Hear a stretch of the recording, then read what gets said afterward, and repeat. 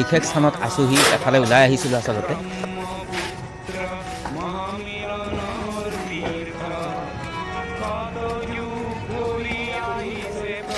এনেকৈয়ে ষ্টেপকেইটা বগাই বগাই এটি পকী ৰাস্তাত উঠিলোঁ। আৰু আচলতে এইটো পকী ৰাস্তা নহয়, এইটো ব্ৰহ্মপুত্ৰৰ মথাউৰি হয়। আৰু এই মথাউৰিটো আচলতে আন মথাউৰিতকৈ ব্যতিক্ৰমী ধৰণৰ, কাৰণ আবেলি সময়ত ইয়াত আচলতে বহু মানুহৰ সমাগম হয়। আৰু আপোনালোকক অকণমান পৰিৱেশটো দেখাব চেষ্টা কৰিছোঁ। আৰু দূৰলৈ যদি আপুনি চাই সৌখন দেখা পাইছে, এনেকৈ মহাবাহু ব্ৰহ্মপুত্ৰই নিৰৱচ্ছিন্নভাৱে বৈ গৈ আছে। আৰু মই আপোনালোকক তলৰ পৰা গৈ অকণমান ইয়াৰ পৰিৱেশো দেখাবলৈ চেষ্টা কৰিম।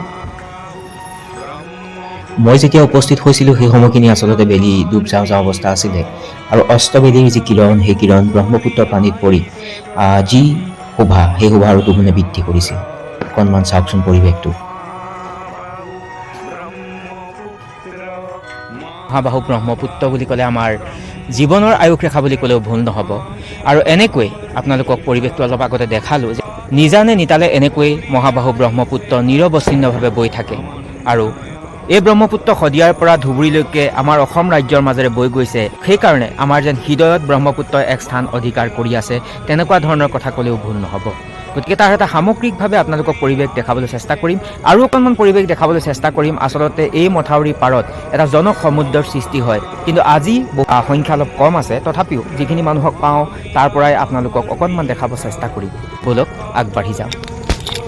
এতিয়া আপোনালোকক ওপৰৰ অকণমান পৰিৱেশ দেখাব চেষ্টা কৰিম। মই তললৈ নামি আহিছোঁ আৰু এতিয়া মথাউৰিৰ ওপৰলৈ উঠি যাম আৰু তাৰ পৰিৱেশটো আপোনালোকক অকণমান দেখাব চেষ্টা কৰিম। এইখিনি আচলতে বহুত তললৈ ডাউনফল আছে। এতিয়া মই তলৰ পৰা ওপৰলৈ উঠি গৈছোঁ। বাপৰে, বহুত ওখ দেখোন। এনেকৈ আগবাঢ়ি গৈ থাকোঁতে দূৰৰ পৰা কোনোবাই গীত গাই থকা শুনা পালোঁ আৰু ওচৰত গৈ দেখিলোঁ এজাক ডেকাই বৰ সুন্দৰকৈ গীত গাইছে আৰু তেওঁলোকৰ সহভাগী হ'বলৈ চেষ্টা কৰিলোঁ। কেনেকৈ গাইছিলে অকণমান চাওকচোন।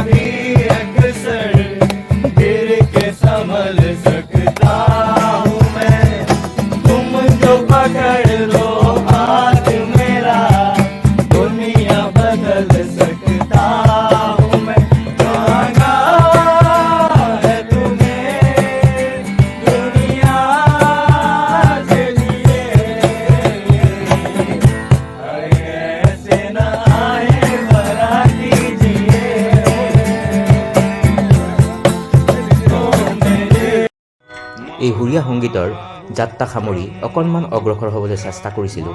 আৰু আগত গৈ দেখা পাইছিলোঁ এজন ব্যক্তিয়ে গোমধান বিক্ৰী কৰি আছিল আৰু তেখেতৰ লগত কিছু বাৰ্তালাপ কৰিবলৈ চেষ্টা কৰিছিলোঁ।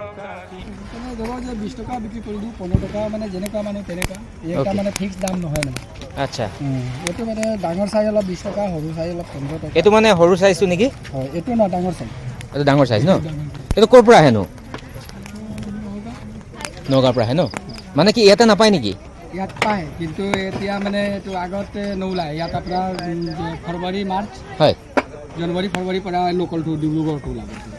এনেই আপুনি গধূলি সময়তে বহে নে দিনত থাকে? দিন এইটো ঠাণ্ডা দিনত বিক্ৰী হয়, গধূলি টাইমত বিক্ৰী হয়। দিনত মানুহ একবাৰ সুধিবলৈ নাহিব যে কি আছে, নাই মানে এইটো ডিটিপি ডাইৰেক্ট যে। মানুহ বহুত আহে। আচ্ছা, ফুৰিবলৈ আহে, নদীৰ ওচৰতে দোকান আছে, ইমান ভাল জেগা আছে, মানুহ দূৰৰ দূৰৰ পৰা আহে ফুৰিবলৈ চাবৰ কাৰণে।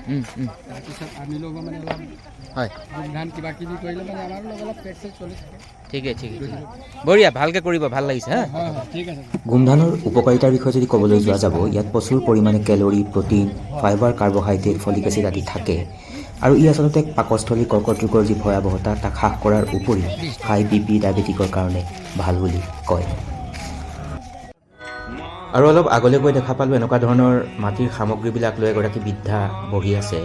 আৰু তেওঁ আচলতে এইবিলাক বিক্ৰী কৰিবলৈ আচলতে বহি আছে। আৰু আচল বিশেষত্বটো কি হ'ল জানে? এই যে সামগ্ৰীবিলাক, এই সামগ্ৰীবিলাক আচলতে বাহিৰৰ পৰা নানে। তেওঁলোকে এই মথাউৰিৰ কাষতে ঘৰ বান্ধি লৈছে, তাতে থাকে। আৰু তাতে সেই সৌ ঘৰবিলাক দেখা পাইছে, তাতে থাকে তেওঁলোকে, তাতে প্ৰস্তুত কৰে আচলতে। আৰু এনেকৈ মথাউৰিতে বহি যিসকল মানুহ ইয়ালৈ আহে তেওঁলোকক বিক্ৰী কৰি তেওঁলোকৰ জীৱিকাৰ যি পথ সেই পথ হিচাপে তেওঁলোকে বাছি লৈছে। এনেকৈ অতি সুন্দৰ সুন্দৰ সামগ্ৰী তেওঁলোকে প্ৰস্তুত কৰে আৰু লগতে খুব কম মূল্যত আচলতে বিক্ৰী কৰে। তাৰ পিছতেই মই তেওঁলোকৰ লগত দুআষাৰ কথা পাতিবলৈ চেষ্টা কৰিছিলোঁ। কিনো কথা পাতিছিলোঁ অকণমান শুনক। নানি কেইটকা হেৰি চাকি? 10 টকা। এটা আপোনালোকে নিজে বনাইছে নেকি? অ'কে। নহয় তলৰ ফালে এইবিলাক কি তেওঁলোকে তাত বনাই নেকি? তাত হেৰি প্ৰস্তুত কৰে নেকি? এতিয়া নবনাই, এতিয়া পূজা মাল বিকি আছো যে। হয় হয় হয়। এতিয়া সময় নাই বনাবলৈ, এতিয়া মাল বিকি আছো। এইবিলাক কিমান দাম? এইটো আপোনাৰ 300 টকা আছে, 500 টকা আছে। 300 500 কোনটো 500 টকাৰ? এইটো হাতীৰ দুটা চেট ল'ব, চাকি উঠি চব দি কিনি 500 টকা। এইবিলাক ক'ৰ পৰা আহে? ইয়াতে আমি কৰিছোঁ। আপুনি নিজে বনায়? অ'কে। এইটো তাৰমানে সদায় আপোনাৰ ব্যৱহাৰ কৰিব পাৰিব নেকি? নহয়, এইটো one time use. One time use ন? বহুখিনি খোজকাঢ়িলোঁ আৰু বহাৰ সুবিধা আছে, কাষতে বহিবলৈ অকণমান চেষ্টা কৰিলোঁ। পুনৰবাৰ আপোনালোকক এটা কথা ক'ব বিচাৰিম যে মই অকণমান আচলতে এটা বিশেষ কামত ওলাই আহিছিলোঁ আৰু ওলাই আহোঁতেই ঠাইখিনি দেখা পালোঁ আৰু ঠাইখিনিৰ পৰিৱেশটোত আচলতে আকৃষ্ট হৈ মই ভিডিঅ'টি উপস্থাপন কৰিবলৈ চেষ্টা কৰিলোঁ। আৰু এই ব্ৰহ্মপুত্ৰৰ পাৰতে আচলতে এই পৰিৱেশটো আছে ইয়াত। আৰু যেতিয়া আবেলি পৰৰ সময়খিনি আহে তেতিয়া এই সৰু সৰু দোকানবিলাক আচলতে ইয়াত বহে, কাৰণ মানুহবিলাকৰ সমাগম হয় আৰু সকলোৱে নিজৰ মনৰ মতে ইয়াত অকণমান কিবা খায়। আৰু সেইসকল ব্যক্তিয়ে ঠিক তেনেকৈ তেওঁৰ লগতে তেওঁৰ পৰিয়ালটোক পোহপাল দিবলৈও সক্ষম হৈছে। দেখুওৱা এই যি দৃশ্য, এই দৃশ্যত ডিব্ৰুগড়ত আৰু ব্ৰহ্মপুত্ৰৰ দাঁতিতে আচলতে ডিব্ৰুগড় চহৰ অৱস্থিত। আৰু এই মথাউৰিটো আচলতে যদি ক'বলৈ যোৱা যাব যেন বহুলোকৰ এক সমন্বয়স্থলী, য'ত ব্যস্ততা এৰি সন্ধিয়া পৰত আজৰি সময়ত আচলতে মানুহবিলাকে অলপ সময় কটাবলৈ আহে। আৰু ইয়াত কোনোজনে জীৱিকা উপাৰ্জনৰ পথৰ স্থান হিচাপে বাছি লৈছে, কোনোজনে আকৌ মনৰ যি অৱসাদ আঁতৰ কৰোৱাৰ স্থান হিচাপে বাছি লৈছে, আৰু কোনোৱে জাতিৰ আয়ুস ৰেখা মহাবাহু ব্ৰহ্মপুত্ৰৰ পাৰত সংগীতৰ যি সুৰীয়া যাত্ৰাৰ সেই যাত্ৰাৰ স্থান হিচাপেও বাছি লৈছে। আৰু সেইকাৰণে মই আগতে আপোনালোকক কৈছিলোঁ এই মথাউৰিটো আচলতে আন মথাউৰিতকৈ অলপ ব্যতিক্ৰমী ধৰণৰ। গতিকে সামগ্ৰিকভাৱে ইয়াৰ পৰিৱেশটো আপোনালোকক দেখাবলৈ চেষ্টা কৰিলোঁ। আৰু যদি ডিব্ৰুগড় আহে তেতিয়া নিশ্চয়কৈ আপোনালোকে ইয়ালৈ আহিব, কিন্তু আহোঁতে আপোনালোকে আবেলি পৰত আহিব, সন্ধিয়া পৰত আহিব, ইয়াৰ মাদকতা উপভোগ কৰিবলৈ সক্ষম হ'ব।